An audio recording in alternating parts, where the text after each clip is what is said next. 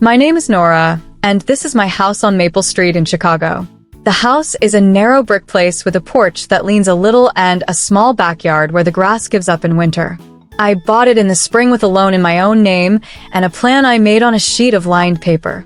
Fix the roof, rewire the kitchen, and, if there was money left, sand the floors until they shone like new pennies.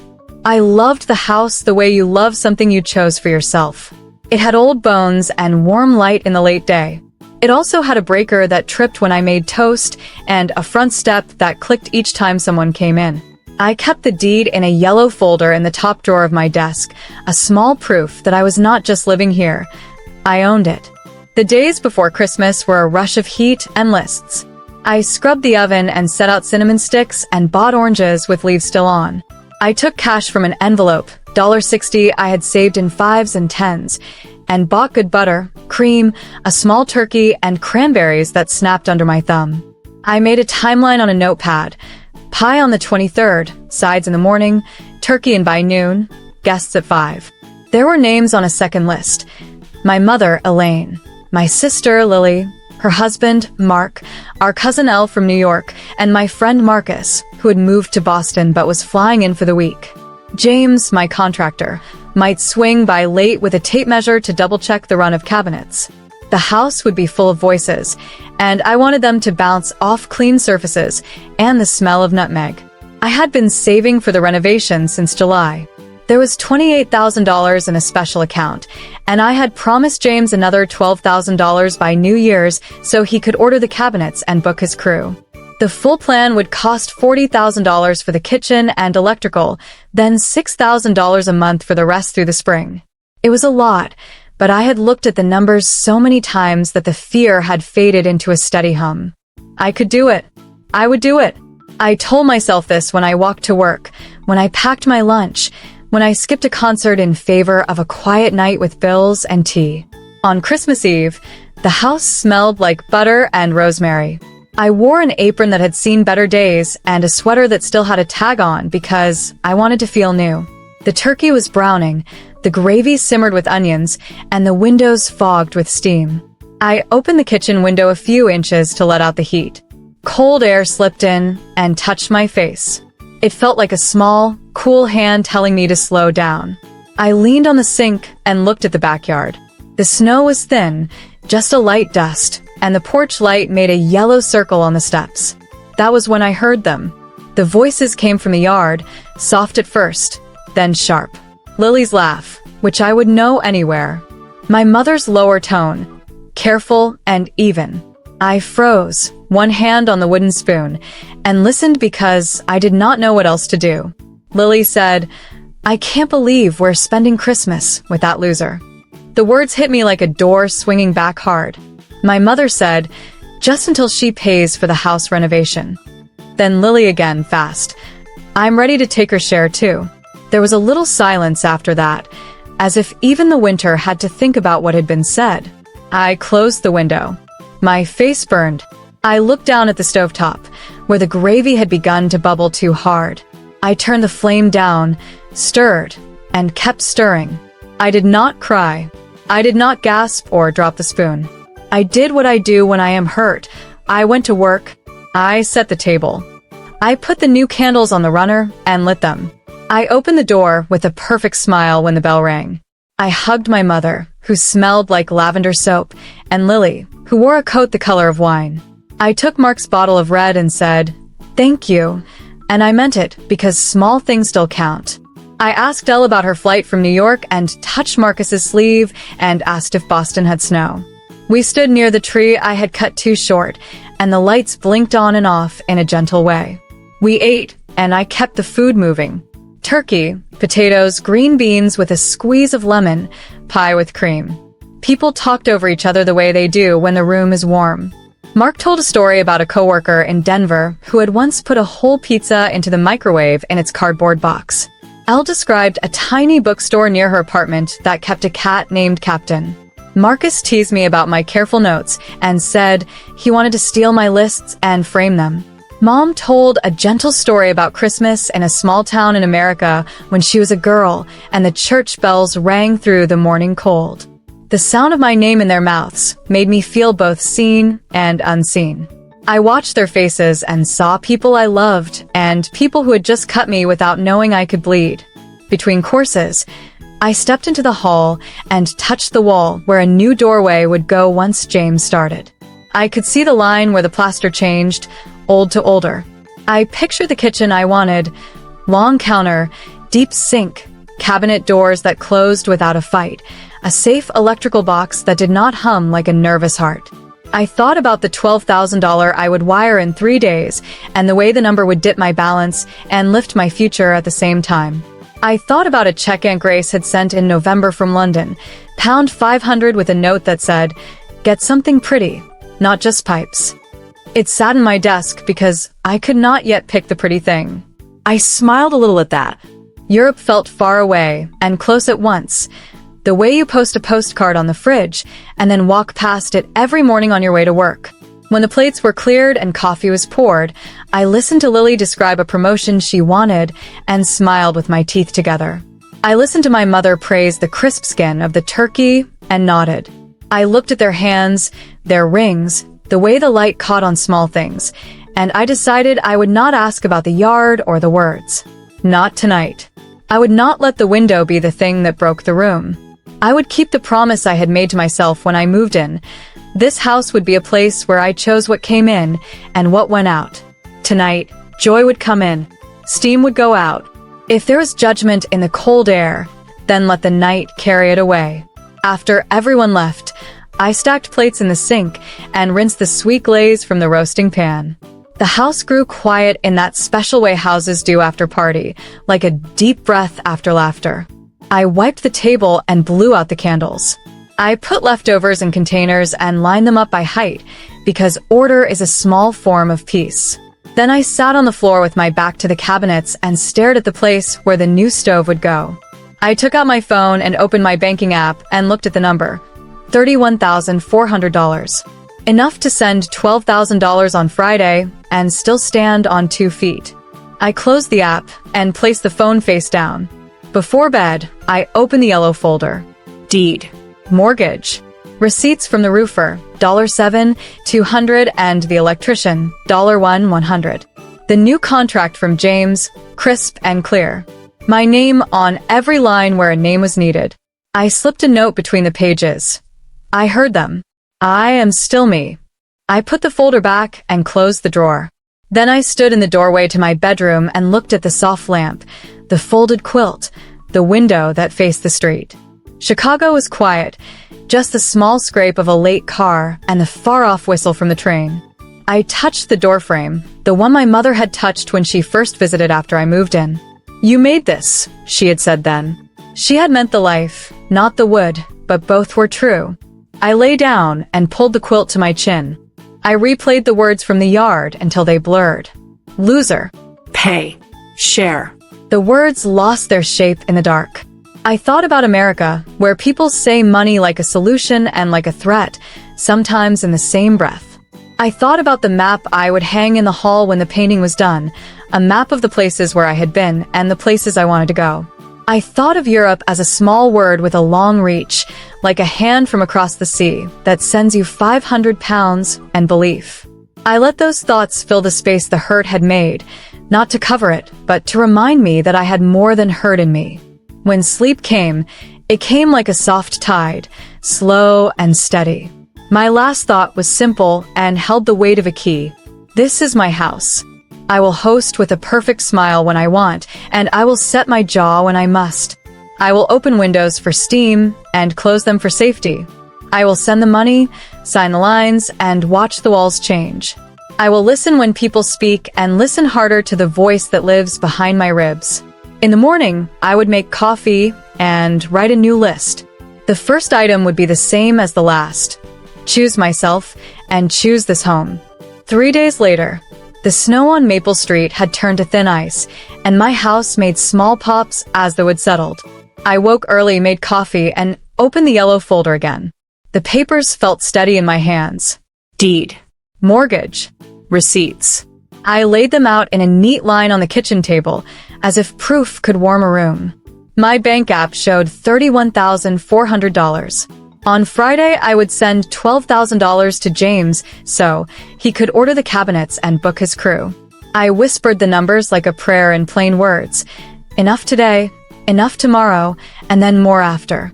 I needed a voice that did not shake, so I called Marcus in Boston. He answered on the second ring. I told him about the window, the words, and my perfect smile that felt like glass. He did not rush me. When I finished, he took a breath and said, "You're not a loser, Nora. You are a buyer and a builder." He told me to write down what I heard, not to start a fight, but to anchor the truth for myself. He also said, "Keep your receipts close and your plan closer." I made that plan on a fresh page. January 2nd, wire $12,000. January 10th, demolition and wiring start. February, cabinets and counters. March, floors. I wrote each line in slow, even letters. I added a small list of things that were only for joy, paid from Aunt Grace's check from London, pound 500 sitting in my desk, a bright rug, a wide lamp, maybe a framed map of America for the hall, with soft blues and fine lines. I wanted the house to hold both the sturdy and the pretty, both the bills and the light. At noon, James stopped by to measure the run of the wall one more time. He stamped snow off his boots and looked at the old stove like a doctor with a kind face. "Wiring first," he said. "No more sparks when you make toast." We stood shoulder to shoulder, facing the future kitchen. He pointed where the long counter would go and tapped a stud with his knuckle. "You like the flow?" I liked the word flow. It sounded like money going out and strength coming back in. Before he left, I said, "You'll have the $12,000 on Friday." He nodded like that was the most normal thing in the world. After James left, I walked 2 blocks to the post office. The air was sharp, the kind that clears your head whether you want it or not. I mailed thank you notes to the people who had spent Christmas at my table. One to my mother, Elaine, for the stories and the careful grace she wears like a coat. One to Lily and Mark, for the wine and the laughter that still belonged to us. One to Elle in New York, for the pie with the word JOY and frosting. One to Marcus in Boston, for being my calm line when the page felt crooked. Back home, I stood in the yard where I had heard the words. The snow there held our footprints from Christmas Eve, faint now but still there. I looked up at the window I had closed and told the yard the truth out loud in a clear voice. This is my house. My name is on it. My work is in it. My money pays for it. The cold did not argue. The porch light clicked on even though the day was still pale. I went inside and wrote another line in the plan. Talk to Mom and Lily. No whispering. No yard. Sunlight only. When the light faded, I made stew on the old stove and ate it by the window. Chicago hummed in the distance, the way a city does when it is busy being itself. I counted my breaths like coins and felt each one land. I thought of Denver, where Mark worked, of New York, where Elle walked past narrow bookshops, of Boston, where Marcus wrapped his scarf twice around his neck. I thought of London and Aunt Grace, and the small green note she had sent across the ocean. I let all those places live in my small brick house in America, and I felt less alone. Tomorrow I would keep building. Tomorrow I would tell the truth in sunlight. Saturday came clear and bright, the kind of winter light that makes every flaw honest. I opened the blinds in the front room, so the sun fell across the table. I set out 3 mugs and a plate of shortbread from the tin Aunt Grace mailed from London, with a neat note tucked under the lid that said, "For brave days." I left the yellow folder on the table. Deed, mortgage, receipts, the contract with James, and my plan page with dates and numbers. I did not hide anything. I wanted the truth to sit in the open air. Mom arrived first, coat buttoned to the throat, cheeks pink from the cold. "It smells like cinnamon," she said, stepping inside. "I warmed the oven," I said, "for the house and for us." Lily came a minute later with a gust of wind, scarf thrown over one shoulder like a flag. She stood in the doorway and pressed her lips into a straight line. Mark was at work in Denver, she said, so it was just her. We sat. No one reached for the cookies. I folded my hands and looked at the sunlight on the wood. "I heard you on Christmas Eve," I said. I opened the window to let out steam and heard what you said in the yard. Lily's eyes flicked to the window as if it could take the words back. You weren't meant to hear that. I know, I said. But I did. Mom tried a soft voice. We were worried about you, Nora. It was a careless moment. I kept my tone even. Worry is not the same as calling me a loser. And talking about taking my share of my house? That is not care. That is theft in a polite code. Silence. In the quiet, I could hear the radiator tick, old iron clearing its throat. I slid the folder forward and opened it. These are the facts, I said. The deed is in my name. The mortgage is in my name. I have paid $7,200 for the roof patch and $1,100 for the breaker. I will wire $12,000 to James on Friday so he can order cabinets and book his crew. Then I will pay $6,000 a month until the work is done. I have a plan for the dates. I have a plan for the dollars. I am steady. Lily stared at the papers like they were a language she had not learned. Mom traced the edge of the contract with one careful finger. You have done a lot, she said. I have done my part, I said. And I will keep doing it. But I will not host people who call me names in my yard. If something is hard to say, we will say it in daylight like this, at my table, with our names and our faces. Lily's mouth softened. I was angry, she said. I said a cheap thing to feel taller for a second. She looked at me, and for the first time since Christmas, I saw my sister, and not a sharp edge. I am sorry. I let the words sit a moment, the way you let a pie rest, so it holds its shape. Thank you, I said. Here is what I need. No more talk about shares. If the house asks for hands, you are welcome to help me paint. But the title is settled. The respect is non-negotiable. Mom breathed out like she had been holding winter in her lungs. I am sorry too, she said. I picked the wrong words. I let fear choose them. We can pick better words now, I said, and I pushed the shortbread toward them. Start with coffee and sister and home. We ate a cookie each, and the sugar felt like a small truce. Lily took the plan page and read the dates. Demolition on January 10th, she said. I can take a day off to help cover furniture. That would help, I said. Tape, boxes, quiet hands. I have both, she said, and a small smile stepped onto her face like a shy guest. Mom looked around the room with her old tender eye, the one that had once checked my fever and my homework. Your grandfather built doors, she said. You are building a door in the middle of a wall. I am, I said, and a life on both sides of it. The sun moved across the table and touched the yellow folder. The house felt a shade warmer, the way rooms do when hard things are said and do not break the floor. I poured coffee and asked Lily about her work. She talked about a new manager who liked clean charts and clear steps. I said, me too. Mom told a short story about a December in America when the river froze flat and the neighbors skated in their boots. We laughed, and the laugh stayed. Before they left, I took a small envelope from the desk and pressed it into Mom's hand. A copy of the plan, I said. So you know where I am, even on days I am quiet. She slipped it into her coat pocket and tapped it twice like it was a note to herself. I will bring stew on Friday, she said. No strings. Only noodles, I said. When the door closed, I stood alone in the still house. I looked at the window I had once shut and did not feel small anymore. I felt like a person who could open and close on purpose. I wrote one more line on the plan, talk done. Work next. Then I hung a small postcard on the fridge, a view of a bridge in Europe Aunt Grace had sent years ago, and a simple map of America in the hall. I wanted both in sight, a far shore and the ground under my feet. Friday began with frost on the porch rail and a clear sky that made every sound ring. I brewed coffee, opened the yellow folder, and read each page like a promise I was renewing. At 9 o'clock, I sat at the kitchen table and wired $12,000 to James. The bank app blinked, the number dipped, and something inside me lifted. I wrote the confirmation code on a sticky note and tucked it behind the contract. Then I swept the floor, set the mugs out, and let the quiet of the house settle around me like a clean sheet. This was not luck. This was work with my name on it.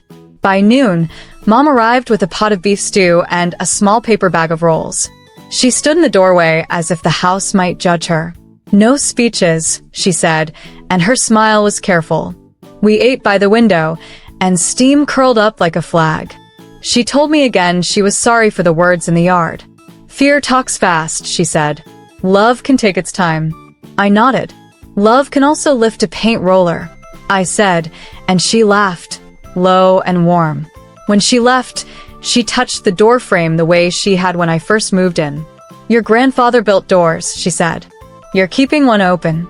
After she went, Lily texted, "I can come next Saturday to help tape and cover furniture." I wrote back one word, "Yes," and added blue painter's tape to the list on the fridge.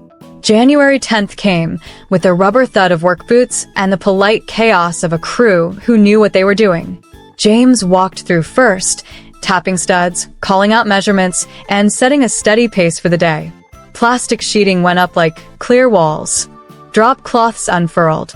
The old stove slid forward with a sigh, and the first cabinet came off the wall, revealing paint the color of old tea. The wiring, as promised, was a museum of what not to do. Brittle cloth-wrapped lines, a junction box like a small, tired heart. "We'll make it right," James said, and I believed him because he said it like fact, not comfort. I made a pot of coffee for the crew and then stood out of the way and watched a plan become action, the way snow becomes a path once someone steps through it. That week, the house spoke a new language. The whir of a drill, the knock of a level tapping true, the soft rip of tape. The kitchen wall opened to a clean frame, and sunlight found angles it had forgotten. I chose paint with Lily, soft white for the walls, a gentle gray for the cabinets, and ordered a long, simple handle that would feel cool under a morning hand.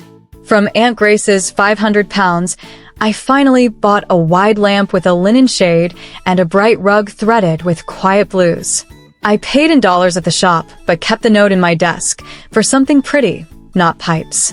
It felt good to honor both parts, the sturdy and the lovely, the invoice and the glow. Each evening I updated my ledger. $12,000 wired, $6,000 scheduled for the end of the month, $19,400 left in the renovation fund, groceries paid, heat steady. Marcus called from Boston and asked for progress pictures, then said, "You sound taller." Elle mailed a card from New York with a sketch of a little house and a speech bubble that said, "JOY." Mark texted a thumbs up from Denver and asked if James took payment plans for brother-in-law jokes. I put their notes on the fridge beside a postcard of a stone bridge from Europe and the map of America I'd hung in the hall. I liked seeing the far shore and the ground under my feet in the same glance. On Sunday night, after the crew had gone and the dust had settled into corners like fine snow, I stood in the doorway of the kitchen that was becoming. The air smelled like pine, coffee, and a little electricity.